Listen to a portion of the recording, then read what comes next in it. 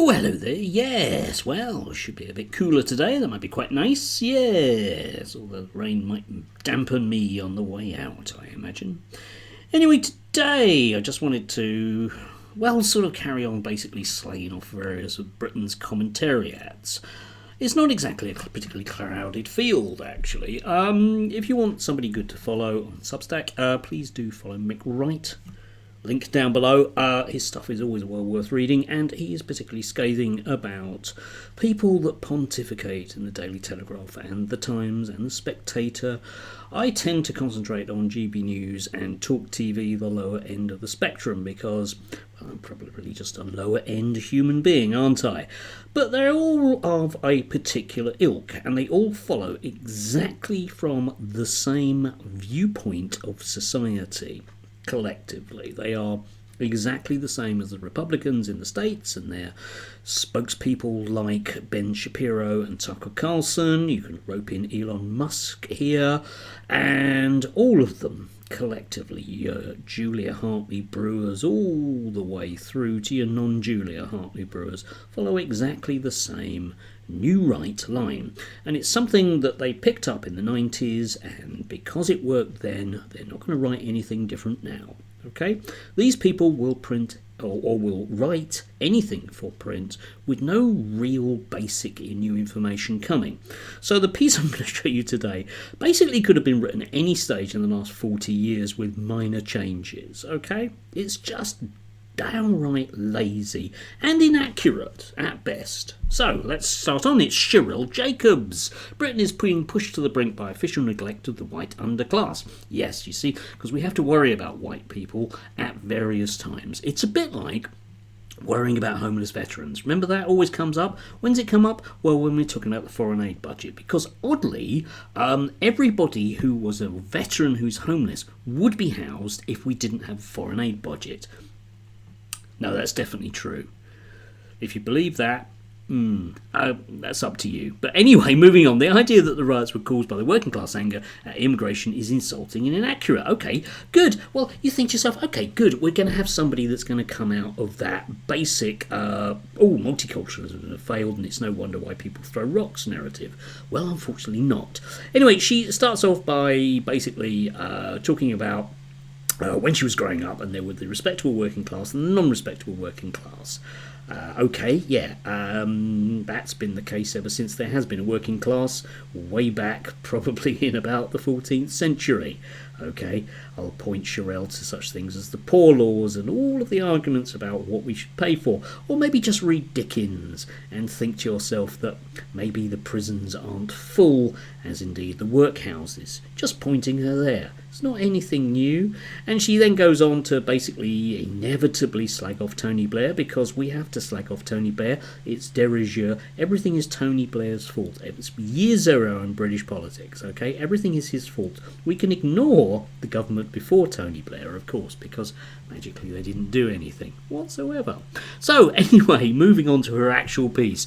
Some were quick to dub last week's riots as an upswell of working class anger, okay, over immigration. Such a framing is quite insulting to working class people who feel ignored but abhor disorder and remain committed to peacefully pressuring politicians to change through the ballot box. Yeah, sounds like that Tommy Robinson, doesn't it, eh?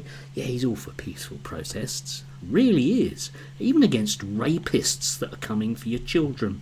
Anyway, yes, it is inaccurate. It seems clear from court reports that many of those involved were textbook underclass, with some with extensive criminal records, no fixed address and behavioural disorders. Yes, some, Cheryl, but some of them were also small business owners, weren't they? It would seem, if you look at far-right people, they tend to come from what sociologists used to call the C2s, right? Okay? Oddly, coppers come from that class as well. Coppers and criminals are at that kind of level tend to come from the same social class, because they are working class people that have achieved something but fear the people underneath them. Now, that as a sociological theory goes back at least 150 years. Moving on, because it doesn't seem that new, does it? Anyway, moving on, let's just look see what she says next. It would be a mistake then to interpret the riots as merely a backlash against immigration. Okay, nor are these Thatcher's devils, writhing in the ruins of neoliberalism as the left wants to think. Well, yeah, I do, because that's an economic viewpoint rather than a moral one. Come back to that notion. A white underclass has grown steadily since the 1960s due to two catastrophic errors. One is the collapse in the crime clear-up rate amid the ascendance of ill-conceived view that prison doesn't work, a view that conflates prison's woeful ability to rehabilitate with its function of deterring would-be rookie criminals in the first place. Jesus, that's a painful sentence. The second is that the welfare state appears to be incentivised an explosion of single-parent families.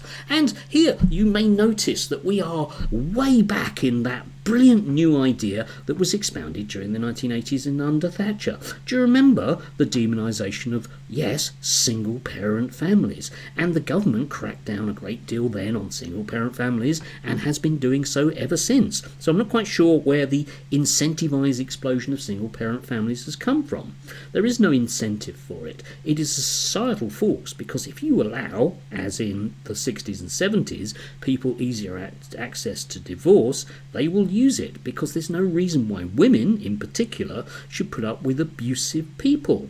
So that's why you get single-parent families. You can see it as a lack of morality if you want, but sending people to church won't make them love anybody. Yes. Anyway, we mustn't blame anything to do with conservative governments. Remember that, okay? It's what the left wants. We were warned that this would happen. In the 1980s, the controversial American sociologist Charles Murray, he's controversial because he's a racist whose ideas have been widely debunked. Yeah, that's why he's controversial, but controversial is a way of not saying widely debunked racist. Anyway, that, unless such trends abated, Britain would end up with a permanent societal underbelly very similar to America's black urban underclass, a substratum of stick-em-uppers, welfare queens, chain snatchers and near-alcoholics that had exploded by the 1980s. Yes, but one again has to say, well, where is it that these people came from? And is there any form of link between an urban underclass, as we might call it, even though that just means poor people, and the economy?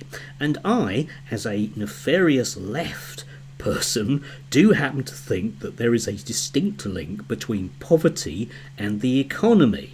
One only has to look back to the 1930s, or indeed the 1830s, or indeed the 1730s, or the 1630s, or the 1530s, or maybe even the 1330s, if you like. Not so much the 1330s, it wasn't really a thing then. What a great time that was, eh? Yes. Anyway, moving on. It just isn't real. Okay, it's not real, but she doesn't know this stuff. Okay, so she's quoting Charles Murray without actually knowing very much about him. It's just a convenient thing to do. And the beauty of taking up this new right thing, as I say, is because it's not the economics, it therefore means we don't have to do anything about it. It's one of those things that just happens, like rain.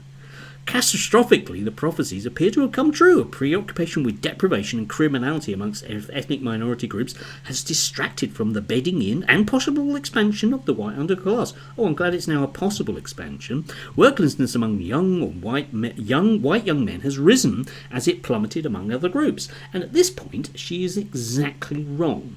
There's a link down below to figures about unemployment by ethnicity from 2022. So it's pretty up to date, okay? She's just wrong here because I don't believe that Shirelle has bothered to find out. Yeah? Journalist. Bother to find out. Not words that should go together, but hey, it's the Daily Telegraph. Why bother? Men of Bangladeshi heritage are less likely to be unemployed than white British men.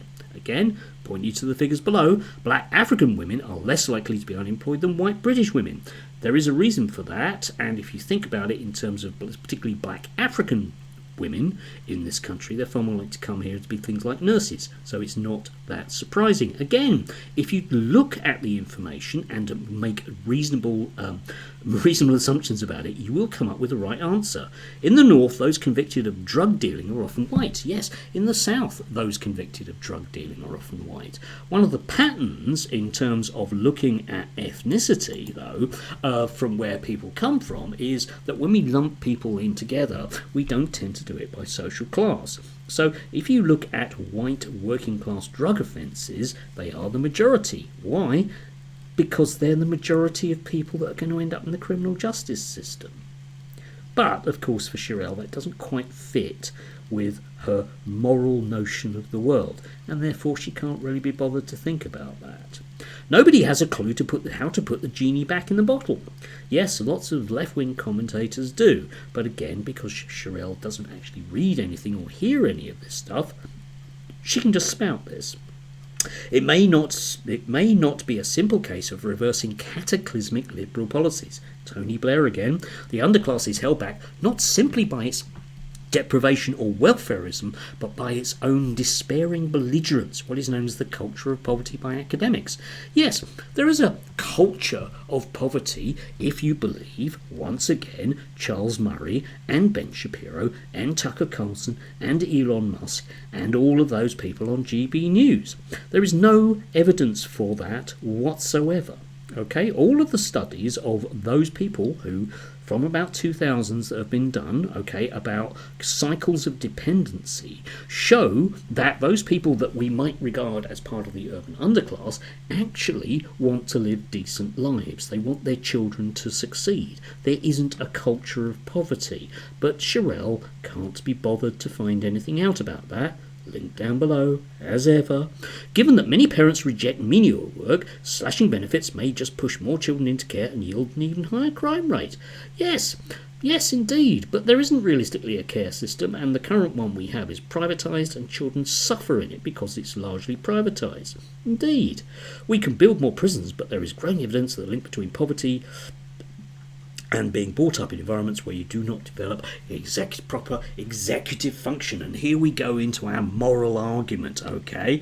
Yes, I wonder why people commit crime. Well, it's all to do with whether or not their parents have been shopping. Here we go. Put simply, if dinner consists of standing at the refrigerator eating whatever happens to be there, and there is no order or pattern in a young person's life, a bit more important I would have thought, they may not develop basic self-control, understanding of cause and effect, or an ability to plan or anticipate the future. The court cases we're hearing of grown men crying in the dock after participating in violent disorder are consistent with the collapse in the basic executive function in certain quarters. Yes, indeed. Some of those people crying, actually at least one of them famously crying in court, because yes, I do actually look this stuff up, is a alcoholic who I would imagine if he's in the dock and he's going to be suffering from withdrawal symptoms, probably is going to cry. Okay? Yes, maybe we would want people. You would have thought these commentators would want people to cry in court, but for her, it's a notion of moral decay on their part. Okay, presumably they need to be hard men and just bottle up their emotions and commit suicide. That would probably be better. Anyway, coming towards the end. Of course, we need to create more compelling opportunities in post-industrial areas. Yeah, we'll do it then. But the elephant in the room that nobody knows how. And again, yes, they do. There's loads of fascinating stuff that you could read out there if you could be bothered to find it. And let's be real, there is little hope of meaningful revival in left behind places until Britain decisively transitions from a former manufacturing powerhouse to a knowledge-based economy. Right, we deindustrialised back in the 80s thanks to Margaret Thatcher, Shirelle, okay? Right, that was half a lifetime ago. 2 generations, okay? But magically, something jobs in the future. Right, okay? Might that not require a great deal of investment? Spending, taxes, things you don't want. Yes. And even when the AI revolution finally arrives, it will demand an unprecedented level of skill, education and creativity of the average worker, which many in the underclass as it stands will not be equipped to take advantage of. Yes, because we don't have any planning in this country, because those people that own everything and control everything do not want to spend any money that they could ferret away in Barbados or somewhere similar.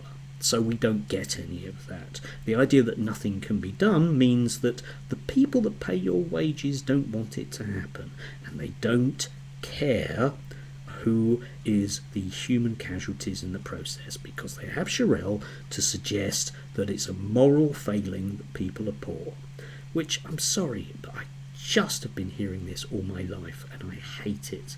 It isn't a moral failing being poor, it's a societal failing. Okay? The Finns and the Swedes and the Danes don't have these discussions. I wonder why. In short, the prognosis is dire. The crisis of the British white underclass is likely to become yet another super wicked problem that politicians strenuously ignore. Yes, a bit like you, Sherelle. The recent riots may be just the start of a societal catastrophe that's only beginning to unfold. Yes, it might be, because we seem to be heading towards a situation where you and the rest of the commentariat are more than happy to have an extremely authoritarian government that will keep things in check. Yeah? You don't seem to mind the idea of fascists on the street, especially if you think there's nothing that can be done about it. Anyway, that's Sherelle for you. Yeah, just to brighten your Wednesday. Certainly hasn't brightened mine. But you can see just how, I don't know, I just find this stuff exasperating, because what she's basically saying here is, well, there's nothing we can do about it, and so no. Oh, okay, thanks. Then why bother writing about it? Why don't you write about something else, like your garden and problems with watering it or something like that? Yeah, there are loads of other jobs you could get at the Daily Telegraph. Can't we at least have somebody that knows something, that can be bothered to Google something for 2 minutes and actually find out if it's true? You know, unemployment rate of Bangladeshi males, that took me about 30 seconds. Nah, obviously not. That would be stupid, wouldn't it, eh? Anyway, do have a lovely Wednesday. Stay dry. Oh yeah.